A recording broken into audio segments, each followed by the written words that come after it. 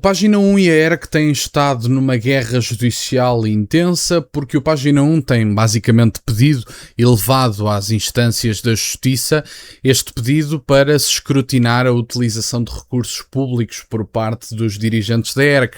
E a ERC está neste momento a utilizar dinheiro dos contribuintes num recurso para esconder o abuso ou não abuso, não sabemos, o alegado abuso da utilização de recursos públicos, nomeadamente na questão das viaturas, tema sobre o qual já falei neste canal. Mas vamos ver a questão desta guerra judicial que o Página 1 iniciou, e acho muito bem, porque pessoas que têm cargos que lhes pagam 6 e 7 mil euros de salário e depois, como é o caso de um dos dirigentes da ERC, que dá aulas em mais 3 instituições de ensino superior, a sensação que me dá é que o salário está a ser pago para que este senhor faça meia dúzia de declarações públicas e ande a passear-se pela praça pública, porque na prática, serviço ao país vejo zero. Vamos ver a notícia e fazer uns comentários. Ora, como eu dizia, dirigentes da ERC decidem gastar dinheiro público em recurso para continuar a esconder abuso, e metem aqui entre parênteses, das viaturas.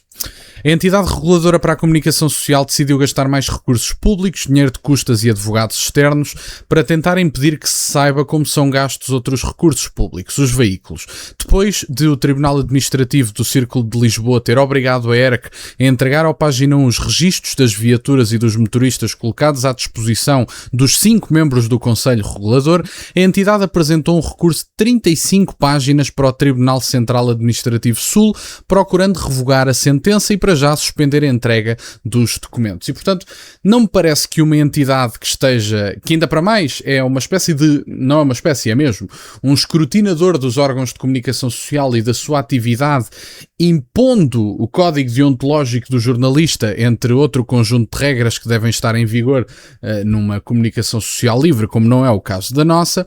Vossas Excelências querem escrutinar toda a gente, mas não admitem ser escrutinados. A pergunta que eu faço é, sendo que isto é pago com dinheiros públicos, porquê é que eu não posso saber a utilização de veículos por parte da ERC publicamente de alguns responsáveis que é conhecido publicamente, que têm um salário de 5, 6 ou 7 mil euros e ainda dão aulas em mais 3 institutos de ensino superior? Eu pergunto para qualquer professor do ensino superior que esteja desse lado por alguma razão a ouvir-me. Era compatível ter um trabalho a full time e dar aulas em simultâneo em 3 institutos de ensino superior? Se isso era compatível do ponto de vista do tempo, porque às tantas as pessoas têm, enfim, temos todos 24 horas, bem sei que cada um gera as 24 horas como quer e dá-lhes o uso que bem entende. Agora, eu pergunto a um professor do ensino superior se acha que é compatível e que me responda, porque que é para percebermos, eu não sou a professor, realmente estou no ensino superior, mas não sou professor, e pergunto se algum professor universitário acredita que é possível ser a full-time membro do Conselho da ERC e, portanto, receber um salário de 6 ou 7 mil euros, que não é um salário que seja pouca coisa, e em simultâneo dar aulas em 3 institutos. Se isso é possível, digam-me nos comentários que eu teria todo o gosto em saber, se por alguma razão tiver aí um professor do ensino superior, que eu acho que era importante. A insistência ganha especial relevância porque o pedido nasceu de indícios de utilização de viaturas e motoristas pagos pela ERC em atividades exteriores às funções do regulador.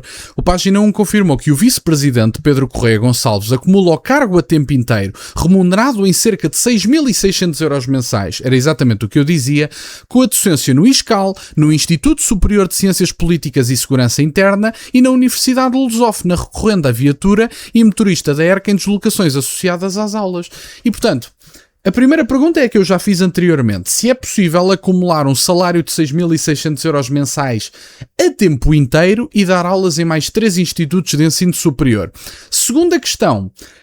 Porquê é que nós não podemos saber de que forma é que este senhor se transporta entre a ERC e as suas funções de professor universitário, levando em consideração que estão em causa a utilização de dinheiros públicos? E que tal utilizar o seu salário, que já não é pouca coisa, para pagar o seu transporte entre a ERC e o ISCAL e o Instituto Superior de Ciências Policiais e Segurança e a Universidade Lusófona? É que se confirmar as alegações do Página 1, isto é claramente um abuso de recursos públicos. Eu não sei se confirmam, isto é uma investigação do Página 1 que eu estou meramente a transmitir para que vocês estejam a par. Agora, se isto for verdade, isto é gravíssimo.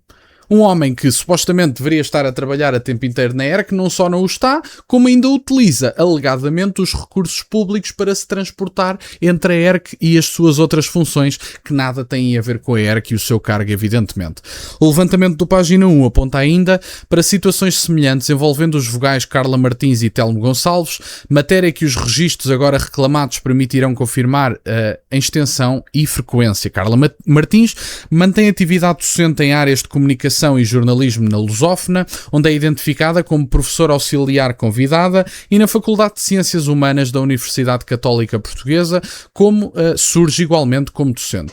Telmo Gonçalves consta como docente da Escola Superior de Comunicação Social do Instituto Politécnico de Lisboa, onde é identificado com a categoria profissional de equiparada professor adjunto na secção de Mídia e Jornalismo. E aparentemente a legislação não permite a acumulação de funções no registro de exclusividade, à exceção da docência. Ou seja, a docência até é válida legalmente, segundo li sobre este tema. Agora, o que não é válido é Vossas Excelências andarem alegadamente a utilizar veículos para irem de um ponto ao outro, sendo que os recursos públicos e a ERC nada têm a ver com a vossa docência. Por outro lado, desconhece-se ainda... tem aqui em cima ainda... Nenhuma destas atividades docentes constitui por si só irregularidade. A questão do Conselho Regulador esforça-se há 3 meses por impedir que seja escrutinada é outra. Quem paga as deslocações para essas atividades privadas?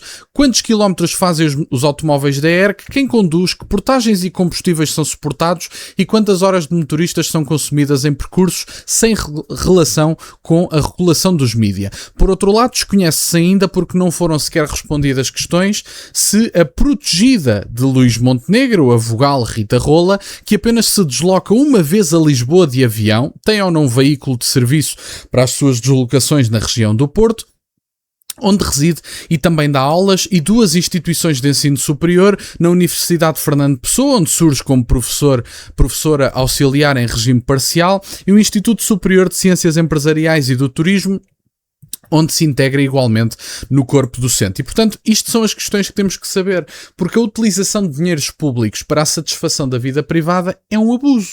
Estamos a falar de dinheiro que é pago com os esforços dos contribuintes mensalmente, e não é brincadeira nenhuma, até porque estas pessoas já têm um salário bastante significativo que não pode ser ignorado nesta equação.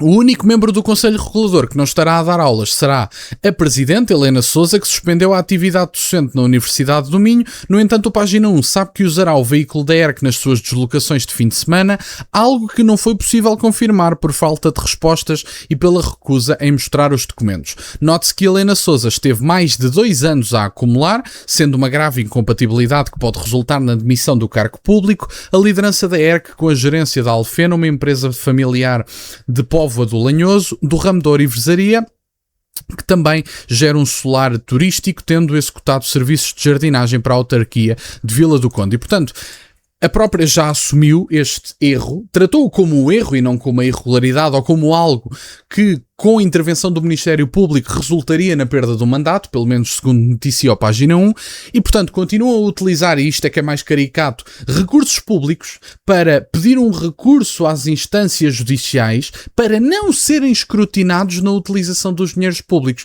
Isto é uma coisa absolutamente que chega ao transcendente, quer dizer, é uma coisa absolutamente incompreensível. E, portanto, vamos ver como termina esta guerra judicial entre o Página 1 e a ERC, que provavelmente vai terminar com o Página 1 processado, não tenho grandes dúvidas disso, mas da minha parte, grato pelo vosso trabalho, porque é assim mesmo que tem que ser.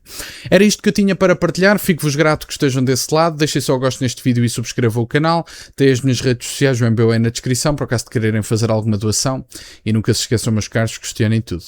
Até à próxima.